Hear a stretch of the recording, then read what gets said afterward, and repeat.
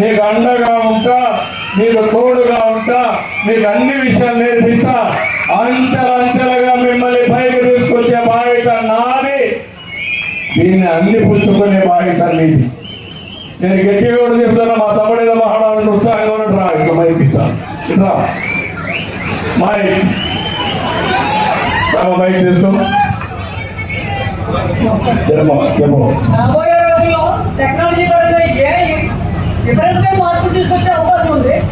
Sir రాష్ట్ర ఏం చేస్తారో తెలుసుకున్నాము. చాలా సంతోషం. మా తమ్ముడు అడిగాడు, ఒకప్పుడు సెల్ ఫోన్ అంటే అందరూ నవ్వారు, అవునా కాదా? 25 ఏళ్ల క్రితం నేను సెల్ ఫోన్ గురించి మాట్లాడాను.